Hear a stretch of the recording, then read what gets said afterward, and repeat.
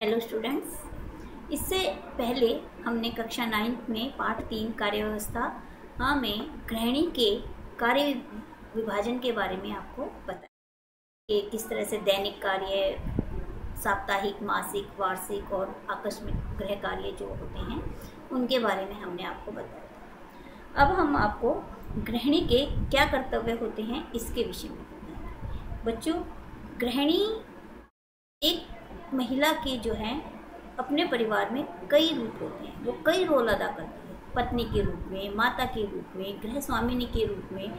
तो वो ये सारे रोल अदा करते हुए मतलब किस तरह से वो कार्य करती है इसके बारे में आज हम आपको पढ़ाएंगे। तो पहला है पत्नी के रूप में कर्तव्य। विवाह के उपरांत स्त्री पत्नी बनती है और उसे अपने माँ बाप का घर छोड़कर पति के घर अथवा ससुराल जाना पड़ता है। ससुराल का वातावरण एवं तौर तरीके उसके अपने घर से भिन्न हो सकते हैं, अतः पत्नी को अपने आप को बदलना पड़ता है। उसका कर्तव्य है कि वह अपने पति को हर प्रकार से प्रसन्न रखे तथा आवश्यक सुविधाएं प्रदान करे, उसकी इच्छाओं, भावनाओं और विचारों का समर्थन करे। वास्तव में पति पत्नी को जीवन के प्रत्येक क्षेत्र में सहयोग से कार्य करना चाहिए। ये दोनों गृहस्थ आश्रम रूपी गाड़ी के दो पहिए हैं। गृहस्थ जीवन में अनेक बार विभिन्न प्रकार के संकट भी आते हैं। पत्नी का परम कर्तव्य है कि संकट के समय अपने पति का पूरा साथ दे। उसे पति के स्वभाव को ध्यान में रखते हुए अपने जीवन को ढालना चाहिए। परिवार की सुख समृद्धि एवं गृह व्यवस्था की सफलता के लिए पति पत्नी में अनुकूलन परम आवश्यक है। तो बच्चों, जैसा कि इसमें आपने पढ़ा कि शादी के बाद कोई भी लड़की एक पत्नी का रूप अदा करती है, रोल अदा करती है। उसे दूसरे परिवार में जाकर उसके अनुसार अपने आप को ढालना पड़ता है। जैसा कि आप सब जानते हो, हर परिवार का एक अलग माहौल होता है, तो उसे उस परिवार के अनुसार अपने आप को ढालना होता है और साथ ही परिवार की सारी इच्छाओं का ध्यान रखते हुए अपने कार्य को करना होता है। फिर है माता के रूप में। पत्नी बनने के उपरांत गृहिणी माता भी बनती है। माता बनने के साथ ही उसके कर्तव्य भी बढ़ जाते हैं। बच्चों को जन्म देने के साथ साथ उसके समुचित विकास, पालन पोषण का दायित्व भी गृहिणी को ही माना जाता है। तो बच्चों, जो गृहिणी का जो कर्तव्य है, बच्चों का जो है अच्छा पालन पोषण, ये जो है गृहिणी का मुख्य कर्तव्य है। गृहिणी ही बच्चों की देखरेख भी करती है। बच्चों को बोलना सिखाना, भाषा का ज्ञान प्रदान करना माता का ही कर्तव्य है। शारीरिक सफाई, अच्छी आदतें बच्चे को माँ ही सिखाती है। इस प्रकार कहा जा सकता है कि बच्चों का नैतिक विकास माता के प्रयासों द्वारा ही होता है। बच्चों के लिए माता ही प्रथम और सबसे अधिक महत्वपूर्ण शिक्षिका है। बच्चे को मात्र जैविक प्राणी के सभ्य सामाजिक व्यक्ति बनाने का कार्य माँ ही करती है। अतः प्रत्येक माँ का कर्तव्य है कि वह बच्चों को देश प्रेम, साहस, त्याग एवं परोपकार जैसे सद्गुणों में के संस्कार प्रदान करें। इस प्रकार स्पष्ट है कि बच्चों के नैतिक विकास एवं चरित्र के निर्माण में माता का कर्तव्य एवं दायित्व सर्वाधिक महत्वपूर्ण है। अतः शिशु पालन गृहिणी का मुख्य दायित्व है। तो बच्चों, जो बच्चे का पालन पोषण है, उसे अच्छी आदतें सिखाना, उसकी सफाई का ध्यान रखना, उसके स्वास्थ्य का ध्यान रखना, उसे बोलना सिखाना, ये सब कार्य किसके होते हैं? एक माँ के कर्तव्य होते हैं। फिर है गृह स्वामिनी के रूप में कर्तव्य है। एक वास्तव में स्त्री में गृह स्वामिनी होती है तथा गृह व्यवस्था में महत्वपूर्ण भूमिका निभाती है। सामान्य रूप से भारतीय समाज में पति या गृह स्वामी का मुख्य कार्य धन उपार्जन एवं घर से बाहर के कार्य देखना होता है। घर की व्यवस्था एवं सभी कार्य तो गृहिणी को ही करने होते हैं। घर एवं परिवार के कार्य इतने अधिक होते हैं कि उनका उल्लेख करना सरल नहीं है। अतः गृहिणी को अपनी सूझबूझ से ही कार्य करने पड़ते हैं। घर का कार्य करने के अतिरिक्त उसको अपने व्यवहार से सभी संबंधियों को भी संतुष्ट करना होता है। स्त्री के विभिन्न कर्तव्य निम्नलिखित हैं। देखो बच्चों, एक गृह स्वामिनी को घर के कार्य करने के साथ साथ परिवार के साथ तालमेल बना के रखना भी आवश्यक होता है। उसको अपने सगे संबंधियों के साथ एक अच्छा व्यवहार करना होता है ताकि सब जो है परिवार से जुड़े रहें, सबके साथ संबंध अच्छे बने रहें। तो इसके लिए उसके क्या क्या कर्तव्य हैं ये हम इसमें पढ़ेंगे। फिर है इसमें है संबंधियों के प्रति व्यवहार। गृह स्वामिनी के रूप में गृहिणी को का एक कर्तव्य है कि वह अपने व्यवहार से सभी संबंधियों को संतुष्ट रखे।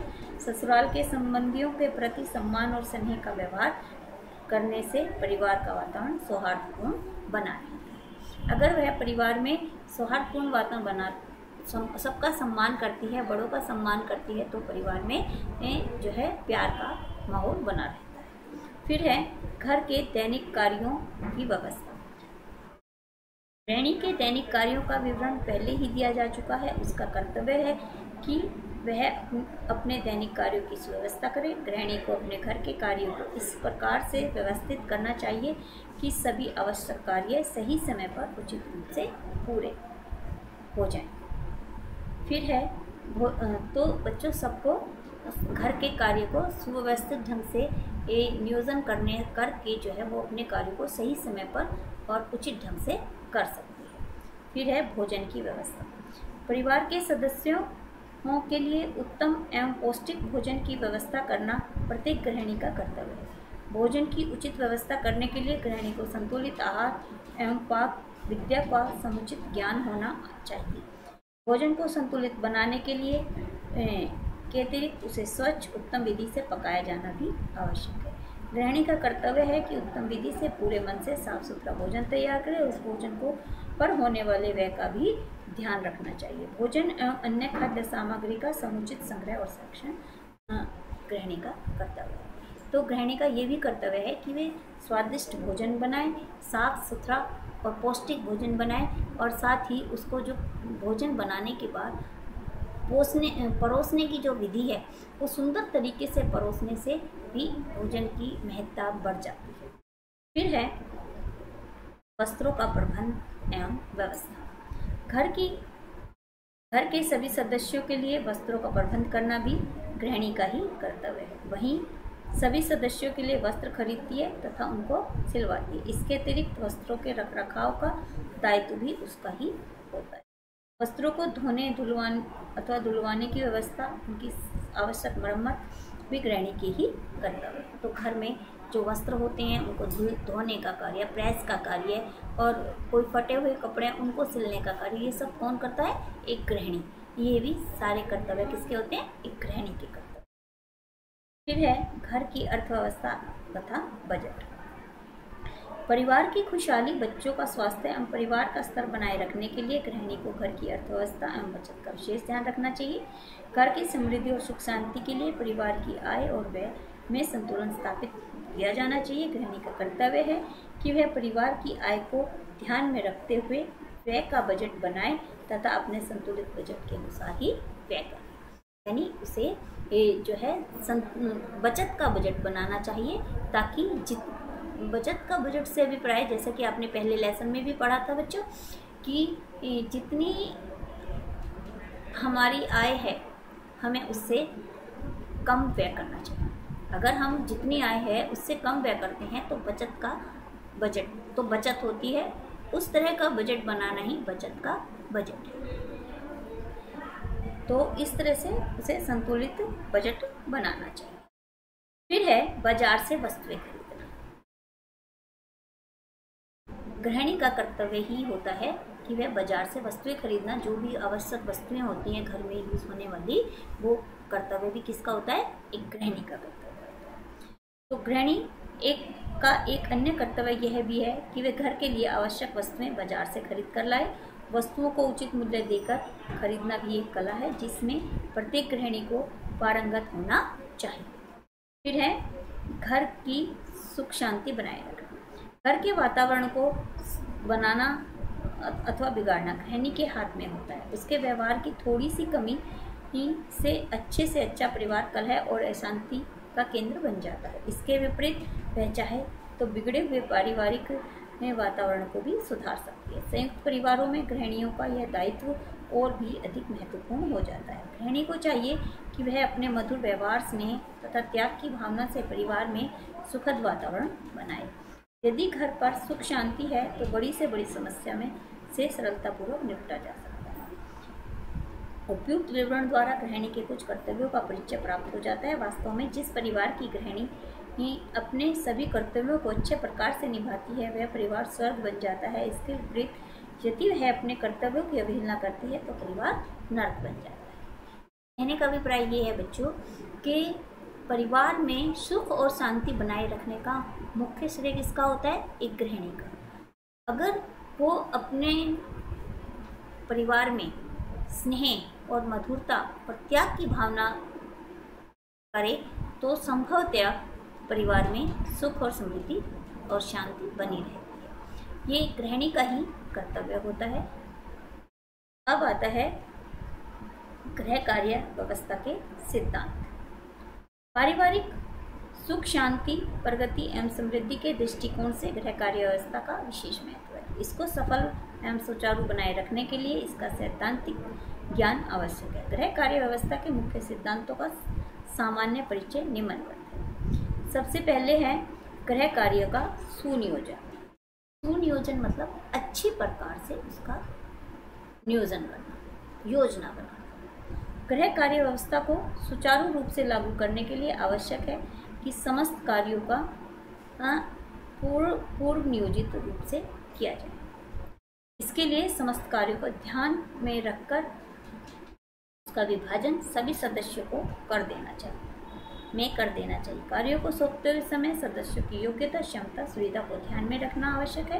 कार्यों की व्यवस्था को बंटवारा करने के साथ ही उनको करने का समय भी निर्धारित कर देना चाहिए। गृह कार्यों की जितनी अच्छी तथा व्यवहारिक योजना तैयार कर ली जाए, गृह कार्य व्यवस्था में उतनी ही सफलता की संभावना बढ़ जाएगी। गृह कार्य की योजना पारस्परिक सूझबूझ और पारिवारिक परिस्थितियों को ध्यान में रखकर बनानी चाहिए। तो बच्चों, ये आपने पहले भी पढ़ा है कि किसी भी कार्य को यानी घर के कार्य को योजनाबद्ध तरीके से करने के लिए ये आवश्यक है कि परिवार के सभी सदस्य उसमें सहयोग दें और इसके लिए गृहिणी को चाहिए कि परिवार के सभी सदस्यों को उसकी योग्यता के अनुसार कार्य सौंपे और साथ ही समय भी निर्धारित कर दे कि ये आपको उस समय पर करना है। फिर है निर्धारित कार्य योजना पर का नियंत्रण। गृह कार्य व्यवस्था का दूसरा सिद्धांत सूझबूझ द्वारा तैयार की गई योजना को व्यवहारिक रूप में लागू करना है।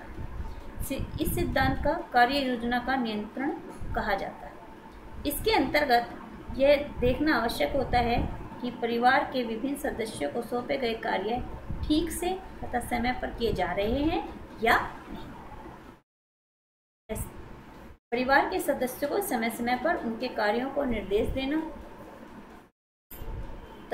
कार्य योजना का नियंत्रण ही है। इसका दायित्व भी परिवार के मुखिया या गृहिणी का ही होता है। नियंत्रित ढंग से गृह कार्य होने पर अव्यवस्था की संभावना प्राय नहीं है। ऐसा है बच्चों, सिर्फ गृहिणी का यही कार्य नहीं होता कि वो परिवार के सदस्यों को कार्य सौंप दे, बंटवारा कर दे, कार्यों को मतलब सबको उसकी योग्यता के अनुसार कार्य दे दे। साथ ही उसका ये भी कर्तव्य बनता है कि वो ये देखे कि जिन परिवार के जिस सदस्य को जो कार्य दिया गया था क्या वो सही समय पर और ठीक ढंग से कर रहा है। तो मतलब ये सब देखना भी एक गृहिणी का ही कर्तव्य होता है। अब है कार्य का मूल्यांकन। निर्धारित योजना के अनुसार सौंपे गए कार्यों का समय समय पर मूल्यांकन भी किया जाना चाहिए। गृह कार्य व्यवस्था में गृह कार्य मूल्यांकन का विशेष महत्व है। लेविन के अनुसार मूल्यांकन के मुख्य रूप से 4 उद्देश्य कौन कौन से? उपलब्धियों की जांच, आगामी योजना के लिए आधार प्राप्त करना, निर्धारित योजना में यदि कुछ कमी है तो उसमें सुधार के लिए आधार प्रस्तुत करना और नए उपाय सुझाना। ये कार्य का मूल्यांकन किया जाता है कि जो कार्य किया गया उसमें क्या कमी रह गई हैं, उसमें जो कमियां हैं उनमें सुधार करना और आगे जो है कि योजनाएं बनाना, कुछ नए उपाय सुझाना, ये सब जो है एक गृहिणी का ही कर्तव्य है। फिर है कुशलता। गृह कार्य व्यवस्था के लिए आवश्यक है कि समस्त कार्य कुशलतापूर्वक किए जाए। कुशलतापूर्वक कार्य करना ही गृह कार्य व्यवस्था की मुख्य कसौटी है। भले ही योजना कितनी ही अच्छी क्यों न हो, यदि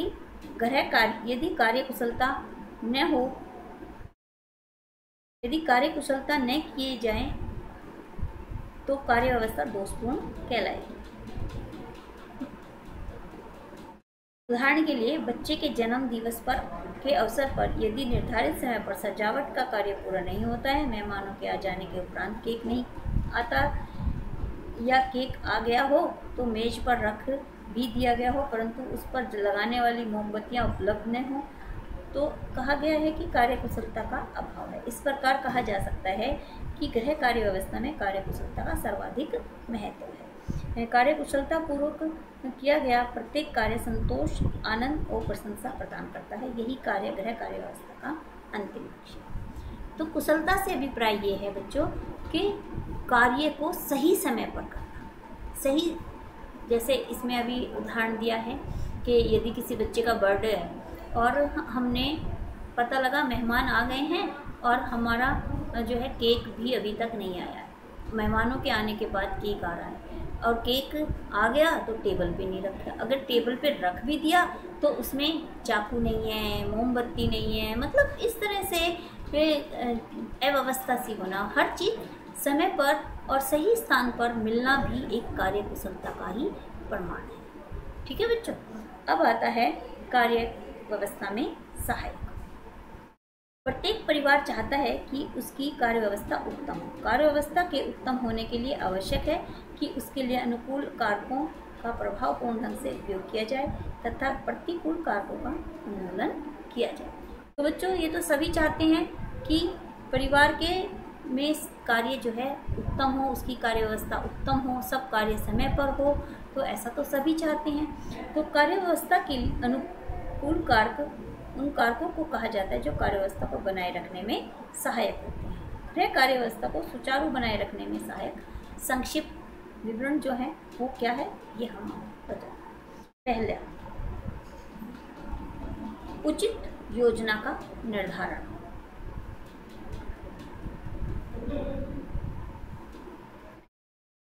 गृह कार्य व्यवस्था की सफलता के लिए यह आवश्यक है कि घर परिवार में से संबंधित समस्त कार्यों को संपन्न करने के लिए उचित योजना का पूर्व निर्धारण कर लिया जाए। इस कारक के अंतर्गत व्यवहारिक दृष्टिकोण से निम्नलिखित बिंदुओं को ध्यान में रखना चाहिए।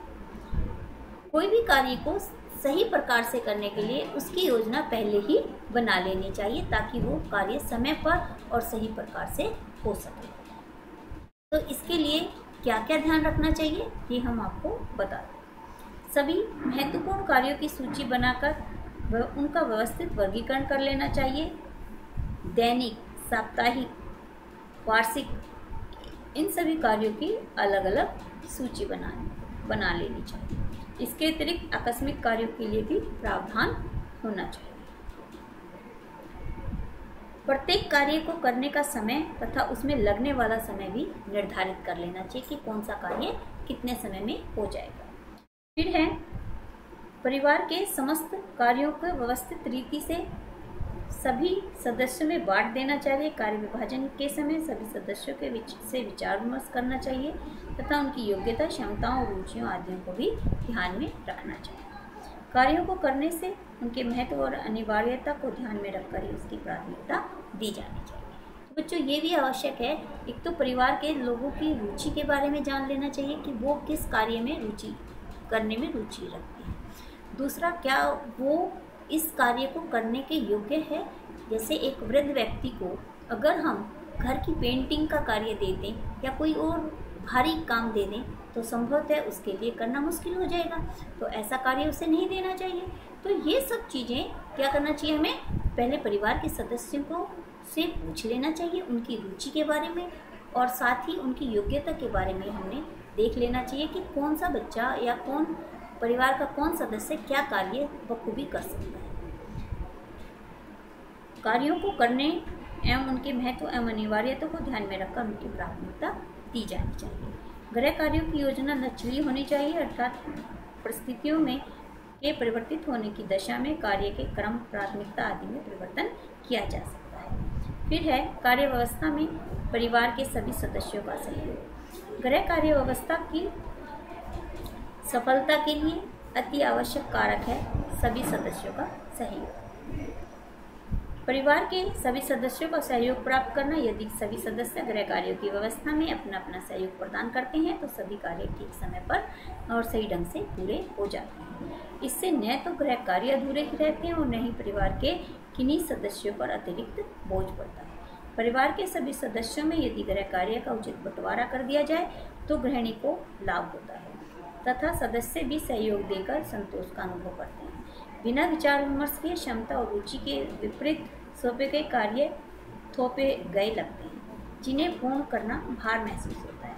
घर के विभिन्न कार्य परिवार के सदस्य को सौंपने से उन्हें परिवार के में अपना महत्व समझ आता है तथा वे अपने को उपेक्षित अनुभव नहीं करते। परिवार में बड़ी बूढ़ी स्त्रियां पुरुषों भी गृह कार्यों में महत्वपूर्ण सहयोग दे सकते हैं। अनाज दालें साफ करना, साग सब्जी काटने का कार्य बड़ी बूढ़ी औरतें बड़े चाव से तथा अच्छे ढंग से करती हैं। यदि परिवार में कोई वृद्ध पुरुष हो तो वह निकट के बाग में बच्चों को घुमाने ले जा सकते हैं। किशोर बच्चों को घर की वस्तुएं जैसे कि कपड़े, किताबें आदि समेट कर यथास्थान पर रखने का कार्य सौंपा जा सकता है। ये बच्चे जूतों को साफ करना, बिस्तर बिछाने, झाड़ू पोंछा करने का कार्य भी कर सकते हैं।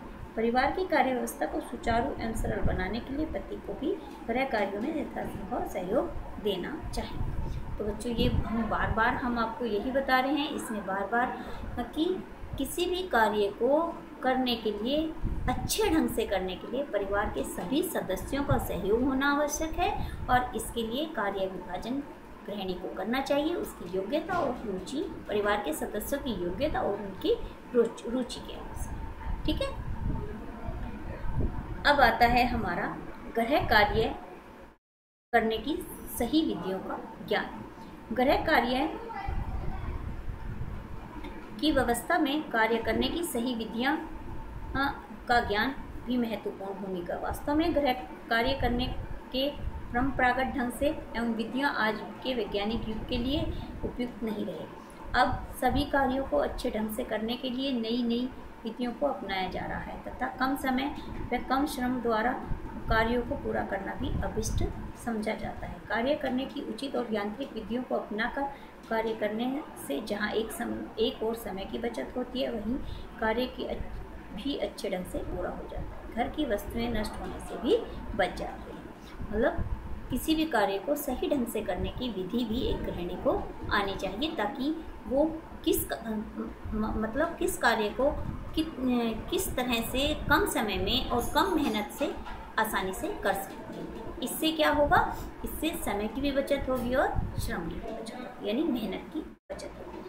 फिर है अच्छे तथा पर्याप्त भौतिक साधन उपलब्ध हो। गृह कार्यों को व्यवस्थित रूप से पूरा करने के लिए आवश्यक है कि कार्य करने में सहायक साधन उपलब्ध हो। अच्छे साधनों द्वारा कार्य करने से कार्यकुशलता बढ़ती है तथा समय और श्रम की बचत होती है। उदाहरण के लिए सब्जी काटने, छीलने के लिए तेज चाकू, पीलर आदि का होना, पर्याप्त संख्या में बर्तन होने की भी आवश्यक है।